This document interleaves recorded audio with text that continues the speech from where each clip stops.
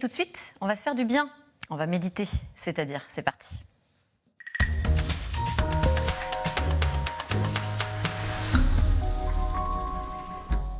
Bonsoir Fabrice Midal. Bonsoir. On ne vous présente plus, philosophe, écrivain à succès. Vous revenez cette fois-ci avec ce livre qui va nous faire du bien à tous, en tout cas en ces temps anxiogènes. Ça s'appelle « Méditer pour les nuls », c'est aux éditions First. Alors, vous donnez plein de conseils, mais vous démontez aussi pas mal d'idées reçues sur la méditation. Comme par exemple, la méditation, ça sert à se calmer, à être zen. Vous dites pas du tout. Pas du tout, parce que méditer, c'est se rencontrer, faire la paix avec ses émotions, être davantage ouvert. Mais pourquoi surtout? C'est si vous n'arrivez pas à dormir et que vous vous dites il faut que je dorme, est-ce que ça marche? Non. Vous êtes déprimé, on vous dit secoue-toi, est-ce que ça marche? Non. Vous êtes stressé, on vous dit calme-toi, est-ce que ça marche? Non. C'est surtout cette injonction que je voudrais dénoncer. Et donc la méditation aujourd'hui, ça ne veut rien dire méditation, ça veut dire quel est le dessein, quel est le projet qu'on a dans la méditation. Donc se dire je réfléchis, je respire, je me calme et je fais le vide, c'est pas ça le projet. C'est pas ça le projet parce que c'est trop agressif. Je serais en faute d'avoir des émotions, d'être vivant et je devrais être encore plus performant. Et c'est ça le projet. Est-ce qu'on veut méditer pour se rencontrer ou est-ce qu'on veut méditer pour s'instrumentaliser et devenir encore plus performant jusqu'à ce que mort s'en suive? Vous savez de quoi vous parlez parce que vous-même vous avez fait fausse route il y a quelques années. À un moment, j'étais pris par il faudrait ne plus avoir autant de pensées, tout ça, et je voyais bien à quel point ça m'empêchait d'être vivant. Et qu'au fond, il y a ce problème-là. Et au fond, on voit bien aujourd'hui qu'il y a une instrumentalisation de la méditation qui est très violente en réalité. Sous des dehors très sympathiques, calmez-vous, vous êtes en faute d'avoir des émotions, vous êtes en faute d'être en colère, vous êtes en faute d'être triste. Mais on n'est pas en faute. Et donc méditer, c'est plutôt rencontrer ce que l'on sent.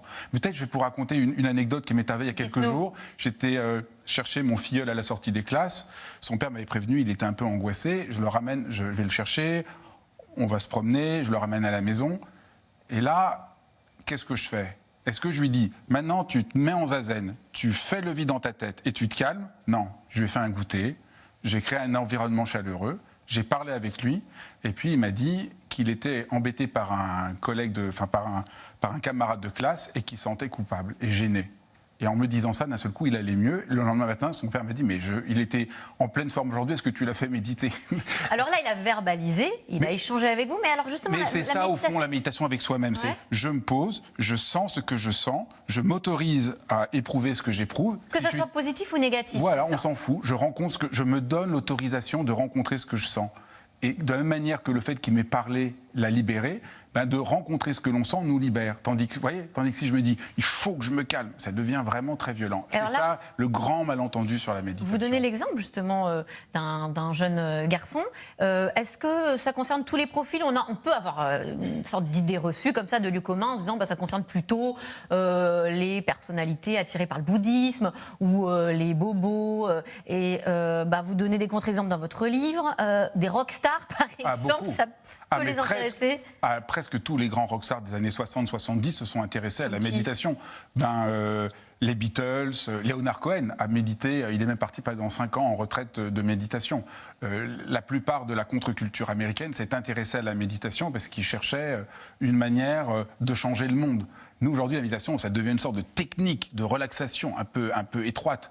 Mais la méditation, c'est vraiment un changement de paradigme. C'est avoir un rapport moins instrumental à soi-même et aux autres, et un rapport plus de présence, d'écoute. Et c'est ça qui emmène une transformation tellement radicale. Et alors, pour ceux qui nous regardent, qui justement connaissent des moments difficiles dans leur vie, ou parfois au travail, un patron tyrannique... Ou même qui vont très bien et qui ont envie de pouvoir explorer et se sentir et avoir une vision... Alors, comment on fait? Est-ce qu'il y a des petits trucs, des petites techniques, en tout cas qu'on peut connaître, un exercice tout simple déjà, grâce auquel on va commencer à entrer dans la méditation pour ceux qui connaissent pas? D'abord, j'en ai fait 500 pages parce que c'est important de comprendre toutes les techniques. Et puis, j'ai fait 35 méditations différentes parce que je crois qu'on ne médite pas de la même manière si on est stressé, si on est triste, si on a du chagrin, si c'est avant une rencontre et on est hyper stressé d'une présentation de boulot, si on doit accompagner quelqu'un qui est malade. Donc, je décris des méditations pour toutes les situations de la vie parce que ça, c'est ma conviction. Mais un petit exemple tout simple, prendre quelques secondes pour simplement écouter. Écouter tout ce qui se passe. Pas seulement ce que je dis, mais le bruit des feuilles, le bruit des voitures dehors ou des enfants qui jouent. prendre un moment pour simplement écouter. Simplement en écoutant, déjà, on s'ouvre, on sort un peu de soi-même, et il y a quelque chose comme un sens d'ouverture qui se manifeste, et c'est une première étape.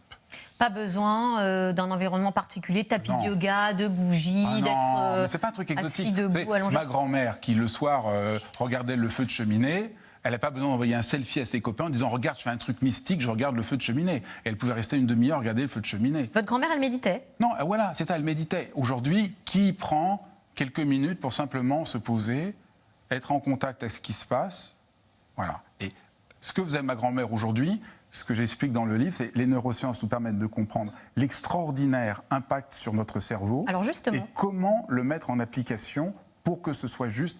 Et là, c'est vraiment passionnant. Parce qu'on se rend compte... justement, de quoi se rend-on compte? Les neurosciences ont fait des études. On se rend compte que quand on est uniquement dans la conscience à vouloir tout contrôler, eh ben, ça nous épuise, ça ne marche pas. Qu'il y a un cercle vicieux. Je suis stressé, je veux encore plus contrôler. Est-ce qu'il y a des effets prouvés par la science positifs sur l'état physique et physiologique? Ça, c'est les deux choses. Donc, première chose, on voit qu'au niveau des neurosciences, arrêter de vouloir tout contrôler, c'est formidable. Et on sait aujourd'hui que ça a beaucoup d'impact sur la santé, sur l'équilibre psychique, sur le stress, pour éviter la rechute de la dépression. Les impacts de la méditation sont extrêmement nombreux.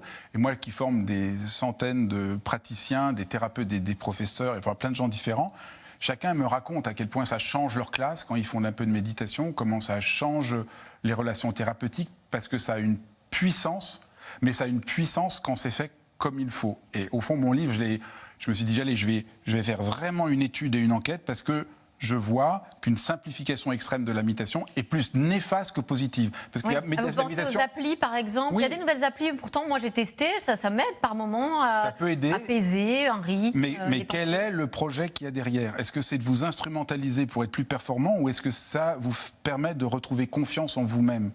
Et il faut vraiment faire attention. Parce que la méditation en soi, ça n'existe pas. On peut utiliser la méditation pour le pire comme pour le meilleur. Vous voyez, on peut très bien l'imaginer dans une société, on instrumentalise les gens et ils sont en train de faire un burn-out. On leur dit si vous avez médité, vous iriez mieux et vous travaillerez. Et on ne remet pas en cause un management qui n'est pas légitime. Vous avez, Fabrice Midal, parlé de votre hypersensibilité dans les livres précédents.